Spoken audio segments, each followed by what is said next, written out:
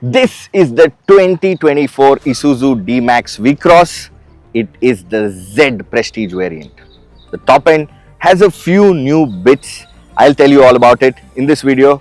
Shrikant here, welcome to Flywheel.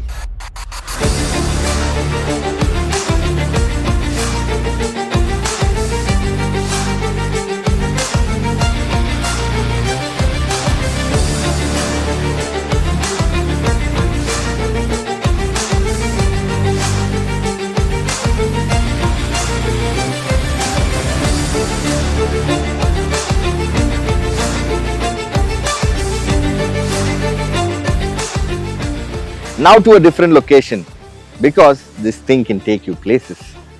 So starting off, these are the major changes. This used to be chrome earlier, and personally I don't like a lot of chrome, and this really looks good.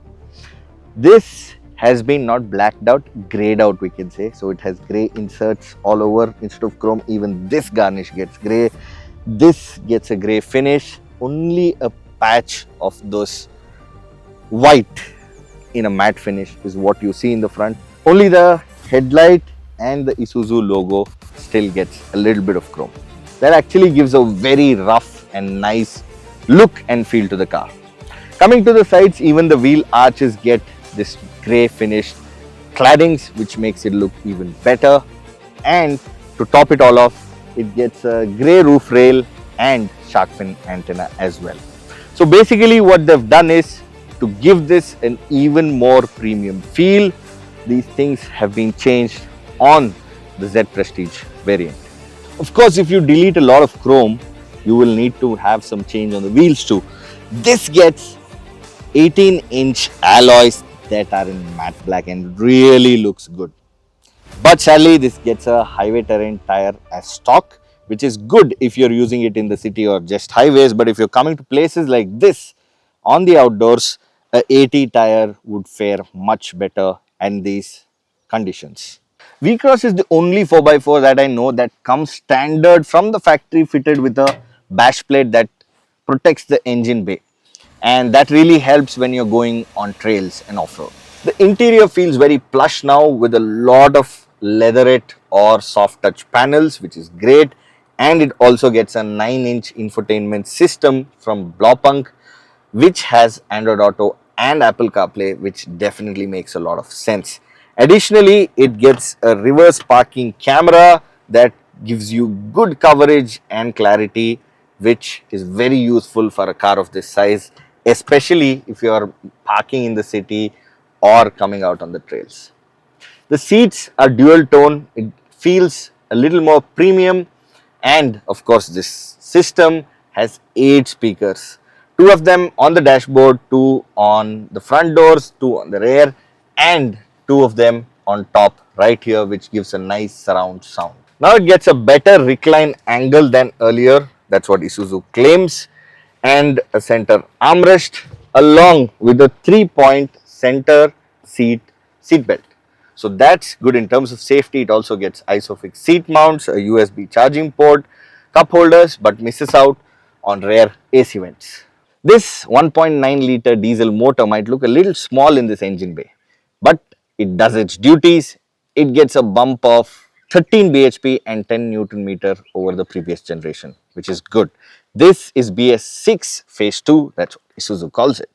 Overall, in terms of dimensions, it gets a marginal bump in so that doesn't make a big difference. It's because of the cosmetic changes on the pickup truck.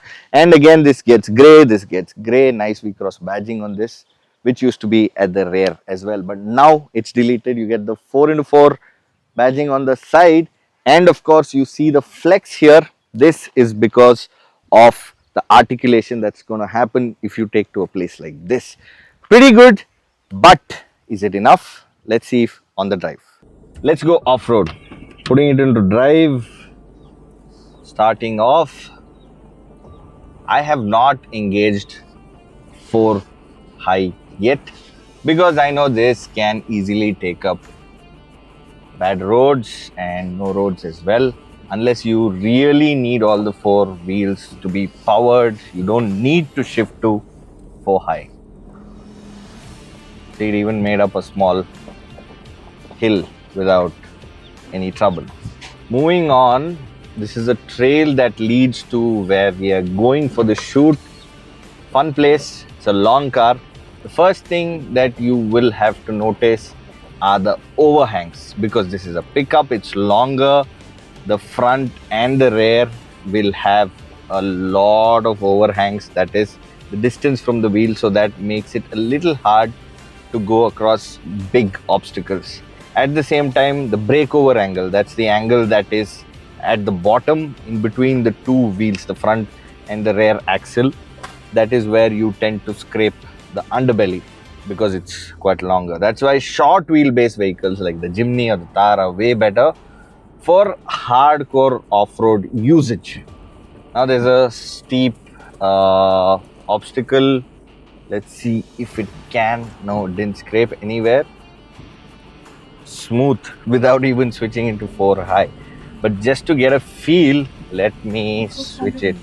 4 high can be switched on the go or on the fly, so you don't need to worry about it. But if you want to go to 4 low for the maximum low ratio gearing that can get you out of trouble, then you need to stop, put it into neutral, push the knob down, the 4x4 selector, and then twist it to the right. And you will need to do the same to disengage it as well. It's always better to stop and do these switches so that you don't break your transmission or damage it very badly. And of course, thumbs out so that the small stones and things cannot break your thumb. If you're holding on to it like this and it turns all of a sudden because of some obstacle, then you'll end up losing your thumb. The suspension feels pretty good on these off-road patches. It does not throw you around even though I'm going at a decent pace. But of course,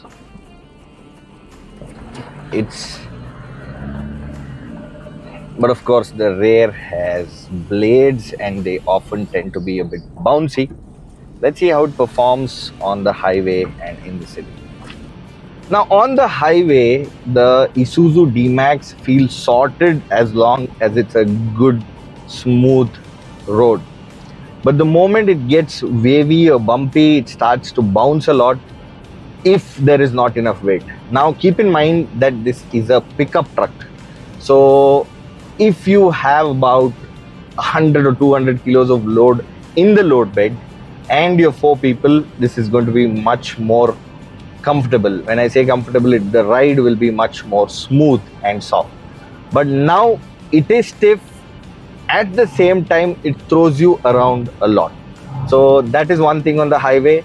And when you hit triple digit speed, so as soon as I cross 100, the whole car starts to kind of vibrate. The floorboard is vibrating right now as I've crossed 100, and post 120, everything is vibrating. This is something that I really do not appreciate on the V-Cross.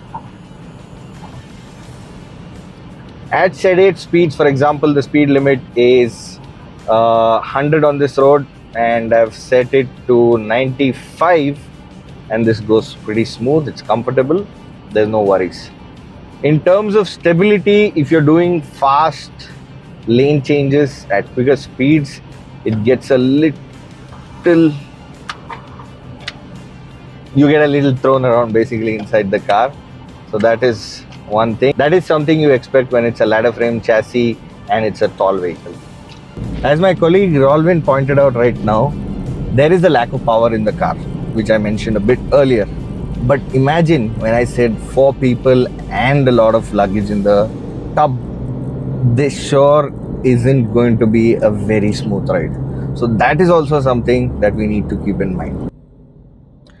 Coming back to the city, the first thing you'll notice is the commanding view of the pickup, and that really helps with two-wheelers cutting across the lane.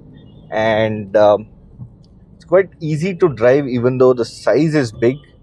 You still have good control. This is a hydraulic power steering and not an electronic one, so it still feels a little heavy at lower speeds, especially when you're trying to park. For example, now I want to switch lanes.